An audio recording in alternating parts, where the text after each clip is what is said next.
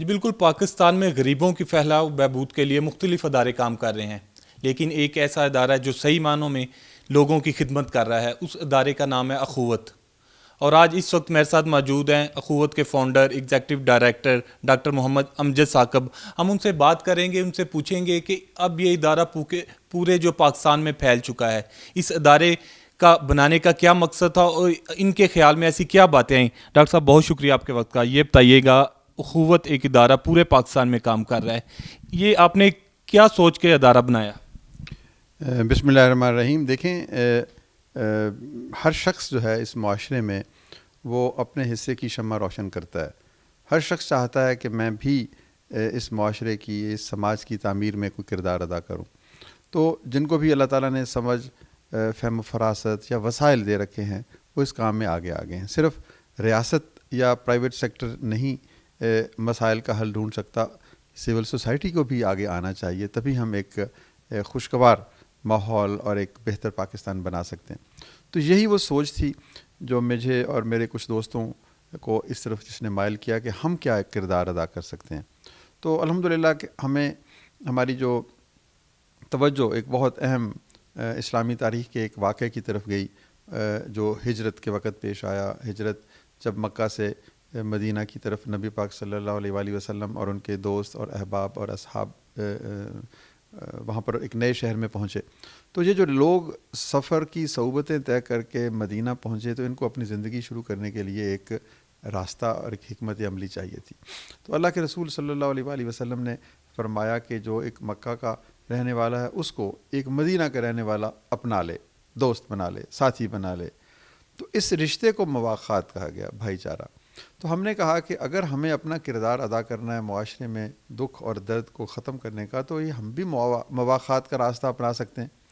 کیوں نہ ہم کہیں کہ جو 50% پاکستانی ہیوز ہیں، وہ 50% پاکستانی جو غریب ہیں ان سے دوستی کر لیں، ان کو بھائی بنا لیں، ان کی مدد کریں۔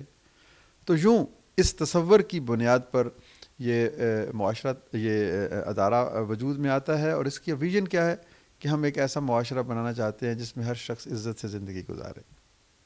اگلا مرحلہ یہ تھا کہ ٹھیک ہے، یہ تو ویژن ہے اور یہ فلسفہ ہے، اب حکمت عملی کیا ہوگی، کام کیسے کیا جائے گا؟ تو ہم نے کہا کہ چلیں، ایک اور اسلامی روایت ہے قرض حسن کی، اس سے ہم اپنا رشتہ جوڑتے ہیں۔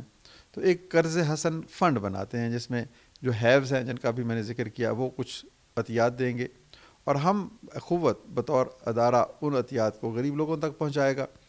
تو یوں ایک پل بن جائے گا لوگوں کے درمیان۔ تو اس طرح سے ہم نے چھوٹے قرضے دینا شروع کر دیے۔ آج الحمدللہ 20 برس گزر گئے اور ہم 140 ارب روپوں کے قرضے، تقریباً 44 لاکھ قرضے، 4.4 ملین، تو پاکستان کے ہر شہر میں، ہر شہر تو نہیں کہنا مناسب، بہت سے شہروں میں، ہر صوبے میں ہم یہ کام کر رہے ہیں۔ تو یوں یہ قرض حسن کا دنیا میں اس وقت سب سے بڑا پروگرام ہے۔ ڈاکٹر صاحب یہ بتائیے گا کہ جس طرح آپ نے بتایا قرض حسنہ دیا جا رہا ہے، اس کی بتائیے گا کہ ریشو کتنی ہے، اور جو لوگ آپ سے قرضہ لیتے ہیں پھر آپ کو اسی طرح جو ہے واپس کر دیتے ہیں؟ جی، یہ اس کی حد جو ہے وہ 1 لاکھ روپے تک ہے۔ کاروبار کے لیے چھوٹی سطح کے قرضے ہیں نا، یہ کوئی بڑے بڑے کاروباروں کے لیے نہیں ہے۔ یہ اس آدمی کے لیے ہیں جس نے، جو پلمبر ہے، جو الیکٹریشین ہے، جو موٹر مکینک ہے، جو موٹر سائیکل ریپیئر کرتا ہے، جو پنکچر لگاتا ہے، جو ریڑھی لگاتا ہے، جو پھل بیچتا ہے، جو عورتیں گھروں میں کام کرتی ہیں۔ تو یہ اس طریقے سے یہ چھوٹے قرضے دیے جاتے ہیں۔ تو واپسی کی شرح سن کے بھی آپ کو خوشی ہوگی کہ لوگ جو ہیں انتہائی دیانت سے ان قرضوں کو استعمال کرتے ہیں اور پھر 99.9% کی شرح سے واپس بھی کرتے ہیں۔ یعنی یہ ایک اور چھپا ہوا پہلو ہمارے معاشرے کا سامنے آتا ہے کہ لوگ دیانتدار ہیں اور وہ بھکاری نہیں ہیں اور بھیک نہیں مانگتے۔ وہ کہتے ہیں ہمیں قرض دو، قرض حسن دو، جتنا دو گے اتنا واپس لے لینا۔ تو یوں یہ اس قرض حسن کے اس تصور نے اور مواخات کے اس جامع فلسفہ حیات نے ایک، میں سمجھتا ہوں کہ ہماری تاریخ کا ایک نیا باب رقم کیا۔ ڈاکٹر صاحب یہ بتائیے گا کہ قرض حسنہ آپ دے رہے ہیں، اس کے علاوہ جو آپ غریبوں کی، ان لوگوں کی، بے سہارا لوگوں کی جو امداد کرتے ہیں، مدد کرتے ہیں، اور اس کے علاوہ کون سے آپ کے ایسے پروجیکٹ ہیں جو جاری ہیں؟ جی الحمدللہ، اخوت نے وقت کے ساتھ ساتھ چھوٹے چھوٹے اور بھی کئی کام کیے۔ ہم نے خواجہ سراؤں کی بہبودی کے لیے ایک پروگرام شروع کیا۔ ہم نے ہیلتھ کے حوالے سے کچھ خدمات، وہ بھی اخوت سر انجام دے رہا ہے۔ پھر اس کے علاوہ ہم نے تعلیم کے شعبہ میں کام کیا اور ہم ایک یونیورسٹی بنانا چاہتے ہیں۔ تو اس میں ہم چاہتے ہیں کہ بچوں سے فیس نہ لی جائے، وہ 10 سال کے بعد فیس ادا کریں جب وہ ادا کرنے کے قابل ہو جائیں گے.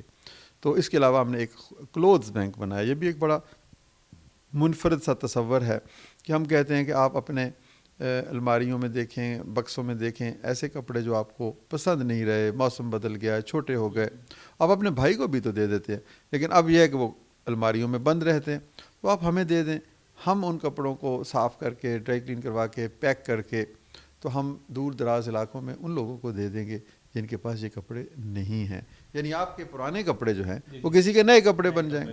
ڈاکٹر صاحب یہ بتائیے گا کہ قرض حسنہ کے ساتھ جس طرح آپ نے بتایا کہ آپ کپڑوں کا پروجیکٹ شروع کریں, آپ نے ابھی بڑا اچھی بات کی کہ یونیورسٹی اور ایجوکیشن سسٹم میں آپ داخل ہو رہے ہیں, اس کا خیال آپ کو کس طرح آیا؟ جی دیکھیں, یہ ساری چیزیں ہیں, مختلف حکمت عملی ہیں. غربت کے خاتمہ کی کوئی ایک حکمت عملی تو نہیں ہے. قرضے دینا ایک حکمت عملی ہے, صحت کی سہولیات فراہم کرنا, انفراسٹرکچر تعمیر کرنا, انوائرمنٹ کو خوبصورت کرنا, ان کے لوگوں کے جو آئینی حقوق ہیں ان کی بحالی کرنا, انوائرمنٹ کے مختلف شعبے ہیں, پھر پانی صاف فراہم کرنا, clean drinking water and drainage system بنانا, تو سارے کام ہیں. تو ایک بڑا اہم راستہ تعلیم کی فراہمی بھی ہے. جب آپ کسی بچے کو تعلیم دے دیں یا یونیورسٹی کی تعلیم دے دیں تو وہ پھر اپنی صلاحیتوں کے آزما کر نہ صرف اپنے لیے روزگار کمائے گا بلکہ وہ سوسائٹی کے لیے کارآمد ثابت ہوگا. تو ہم نے کہا کہ بہت سے طالب علم جو بہترین صلاحیت رکھتے ہیں لیکن وسائل نہ ہونے کی وجہ سے اعلیٰ تعلیم حاصل نہیں کر پاتے, تو اس لیے یہ الٹیمیٹ جو ہے نا سیلویشن ایک قوم کی, وہ تو تعلیم میں ہے. تو پھر اس طرف ہم راغب ہو گئے. یہ بتائیے گا کہ آپ نے بتایا کہ آپ ایجوکیشن سسٹم کی طرف آ رہے ہیں, یونیورسٹی بنا رہے ہیں, یہ پروجیکٹ کب شروع ہوگا, کب ختم ہوگا, اور اس کی جو فنڈنگ ہے وہ آپ کس طرح, کیا گورنمنٹ سیکٹر سے لیں گے یا مختلف جو ادارے ہیں وہ آپ کو اس میں آپ کسی سے ہیلپ لیں گے؟ نہیں دیکھیں جی, ہمارا جو کام ہے نا تعلیم کی فراہمی کا, اعلیٰ تعلیم کی فراہمی کا, کالج اور انڈر گریڈ ایجوکیشن, پھر پوسٹ گریڈ اور پھر یونیورسٹی کا قیام, یہ اس کے لیے تو الحمدللہ آپ لوگوں نے ہی اس کی مدد کی ہے, ہمارے معاشرے کے مخیر حضرات نے اس کی مدد کی ہے. اس سلسلے میں ہم نے حکومت سے کوئی ایسی مدد نہیں لی. ہم دراصل حکومت کی مدد کرنا چاہتے ہیں. حکومت تو اپنے طور پر ذمہ دار ہے ہی, وہ کام کر رہی ہے. تو جیسے میں نے پہلے کہا کہ اس کام کو جب تک کمپلیمنٹ نہ کیا جائے اس وقت تک وہ کام جو ہے وہ پاکستان کے 22 کروڑ عوام تک نہیں پہنچ سکتا. تو ہم حکومت پر کوئی بوجھ نہیں ہے, بلکہ ہم حکومت کے ساتھ مل کر سول سوسائٹی کے ریسورسز کو اس کار خیر کے لیے استعمال کرنا چاہتے ہیں.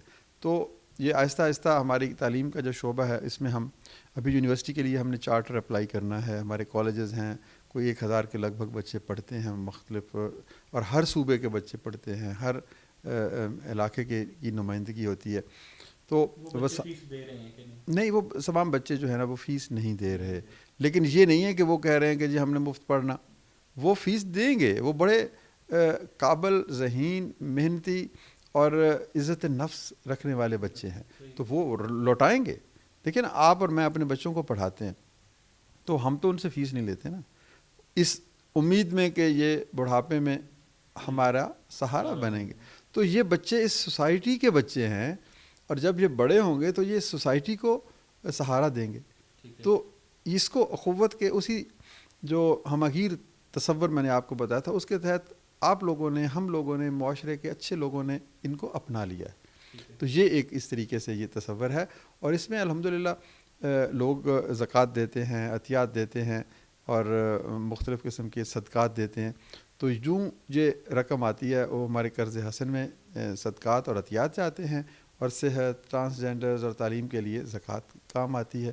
تو یہ ایک طریقہ کار ہے تو جس کے تحت ہم لوگوں سے وسائل لیتے ہیں, اور پھر وہ وسائل واپس اس معاشرے کی تعمیر کے لیے صرف ہوتے ہیں. ڈاکٹر صاحب یہ بتائیے گا کہ جس طرح رمضان کا جو ہے مبارک مہینہ اس وقت جاری ہے, رمضان میں جو اخوت کے کیا پروجیکٹ ہوتے ہیں, اور اس کے علاوہ جو تہوار آتے ہیں, مختلف تہوار آتے ہیں, عیدین ہوتی ہے, اس میں آپ غریبوں کی یا جو لوگ آپ سے رابطہ کرتے ہیں کس طرح مدد کرتے ہیں؟ یہ دیکھیں, ایک تو ہمارے جو نارمل پروگرام میں نے آپ کو بتایا, قرض حسن ہے, کلوز بینک ہے, تعلیم ہے, ٹرانسجینڈرز ہیں, صحت ہے. لیکن اس قسم کے موقعوں پر ظاہر ہے رمضان المبارک میں لوگ زیادہ کھل کے دیتے ہیں اور پھر غریب بھائیوں کی مدد کرنا چاہتے ہیں. تو اس میں ہم پھر راشن بیگز تقسیم کرتے ہیں جو مستحق افراد ہیں. افطاری تو ہم آج کل نہیں کراتے کیونکہ یہ صحت کی کووڈ کی وجہ سے. اور اس میں پھر یہ پیغام دینا چاہوں گا سننے والوں کو کہ کووڈ کے حوالے سے اپنی ذمہ داریوں کو پہچانیں اور پورا اپنا خیال رکھیں, سوشل ڈسٹینسنگ. تو یہ بھی ہم ایک کام اضافی کر رہے ہیں, لوگوں کو ایجوکیٹ کرتے ہیں. تو ان دنوں میں ہم راشن بیگز گھروں میں پہنچانے کی کوشش کرتے ہیں تاکہ کسی کو اس میں مدد مل جائے. ٹارگٹ کوئی نہیں ہے, یہ ٹارگٹ دیکھیں اسکائی از دی لمٹ. یہ تو ٹارگٹ اب آپ کی توسط سے اگر بیسیوں سینکڑوں ہزاروں لوگوں تک پیغام پہنچے تو وہ بھی ہمارے ساتھ شامل ہو سکتے ہیں, تو ٹارگٹ بڑھ جائے گا. تو یہ تو جتنی بھی توفیق اللہ تعالیٰ ہمیں دے گا اور ہمارے مخیر حضرات ساتھیوں کو دے گا, تو یہ اس طریقے سے ہم آگے بڑھتے ہیں. ڈاکٹر صاحب یہ بتائیے گا کہ آپ نے ایجوکیشن سسٹم کی طرف جس طرح آپ نے بتایا کہ ہم آ رہے ہیں, یونیورسٹی بنا رہے ہیں, اس میں ظاہر بات ہے مشینری چاہیے ہوتی ہے, مختلف جو ادارے ہیں گورنمنٹ کے وہ انوالو ہوتے ہیں, اس میں کیا آپ کو وہ چھوٹ ملتی ہے کوئی ٹیکس کی مد میں, یا گورنمنٹ کیا فیور دیتی ہے؟ جی گورنمنٹ بڑا اہم کردار ادا کرتی ہے سول سوسائٹی کو آگے بڑھنے میں. مثلا ہمارا ادارہ جو ہے اس کو ٹیکس ایگزمپشن حاصل ہے. جو لوگ ہمیں ڈونیٹ کرتے ہیں ان کو ایک چھوٹ ملتی ہے اپنے ٹیکس ریٹرن میں. تو یہی ایک بہت بڑی ایک حکومت کی طرف سے فیسلٹی ہے. تو باقی تو جیسے میں نے آپ کو عرض کر دیا کہ انفراسٹرکچر کی تعمیر میں ہم حکومت سے کوئی وسائل لینا نہیں چاہتے, ہم حکومت کے ساتھ ملنا چاہتے ہیں. حکومت کیا ہے, میں سیاست کی بات نہیں کر رہا, حکومت تو ہم سب کی ہے. جو بھی حکومت ہوگی وہ عوام کی ریسورسز کو ہی خرچ کرتی ہے نا. تو ہمیں حکومت کے ساتھ جو ہمارا رابطہ ہے وہ غیر سیاسی بنیادوں پر, ہمیں غیر سیاسی ادارہ ہیں, تو ہم چاہتے ہیں کہ ہر شخص کے ساتھ مل کے, میڈیا کے ساتھ مل کے, علماء کرام کے ساتھ مل کے, پرائیویٹ سیکٹر کے ساتھ مل کے, حکومت کے ساتھ مل کے, سیاستدانوں کے ساتھ مل کے ایک ایسا پلیٹ فارم بن کر کام کریں جس میں ہر شخص کا ایجنڈا صرف ایک ہو کہ میں نے اپنے کسی ایسے بھائی کی مدد کرنی ہے جو پیچھے رہ گیا ہے, اور میں نے دوسروں کے ساتھ مل کر ایک اچھا معاشرہ بنانا ہے.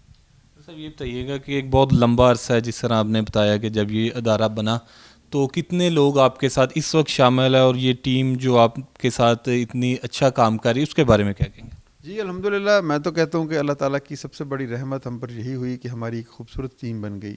ہمارے جتنے پروگرام ہیں ان کی سب افراد کی, کارکنوں کی, ملازموں کی مجموعی تعداد 7,000 کے لگ بھگ ہے. تو یہ 7,000 لوگ صبح و شام گلیوں کوچوں میں جاتے ہیں اور خدمت کی توفیق اللہ تعالیٰ نے انہیں دے رکھی ہے. تو ان کی محنت, شب و روز محنت میں کہوں گا کہ جو موسم کے سرد و گرم کے باوجود یہ جو کام کرتے ہیں دیانت سے, محنت سے, تو یہ ایک ہمارے لیے بہت بڑا اثاثہ ہے. پھر اس کے علاوہ ہمارے پاس بہت سارے رضاکار بھی ہیں جو خود کوئی اچھا کام پہلے سے کر رہے ہیں یا کہیں پر ملازمت کر رہے ہیں, تو اپنے فارغ وقت میں وہ ہمارا ہاتھ تھامتے ہیں, کچھ ہمارے ساتھ سپورٹ کرتے ہیں لوگوں تک پہنچنے میں. پھر تیسرے مرحلے پہ وہ لوگ آتے ہیں جو ڈونیٹ کرتے ہیں, جو عطیات دیتے ہیں, تو وہ بھی ایک بہت بڑی, وہ بھی ایک رضاکاریت کی ایک مثال ہے نا. تو یوں پھر آپ جیسے لوگ, میں خصوصی طور پر مشکور ہوں بول ٹی وی کا اور میڈیا کے باقی دوستوں کا, کہ وہ اس جو گھٹن کی سی فضا ہے نا جہاں پر لوگ ایک دوسرے پہ اعتماد نہیں کرتے اور کچھ بے یقینی کی سی کیفیت ہے, اس میں اس طرح کی بات کہنا بھی انسان کو حوصلہ دیتا ہے کہ آپ اخوت کے بارے میں یا اخوت جیسے اور جو ادارے اچھا کام کرتے ہیں ان کا تذکرہ کریں. تو یہ تذکرہ بھی نیکی کا ہی ایک قدم ہے. سب آخر میں یہ بتا دیجئے گا کہ کیا میسیج دینا چاہتے ہیں ان لوگوں کے لیے جن کے پاس مال و دولت تو بہت زیادہ ہے لیکن وہ شاید خرچ کرنے سے ڈرتے ہیں, یا وہ خرچ کرنے کا ان کو طریقہ نہیں پتہ, غربت بہت زیادہ ہے, ایسے لوگوں کے لیے کیا میسیج؟ جی نہیں, ہمارے جو لوگ جن کو اللہ تعالیٰ نے دے رکھا ہے وہ خود بھی دینے کی لذت رکھتے ہیں, وہ دیتے ہیں اللہ کے راستے میں.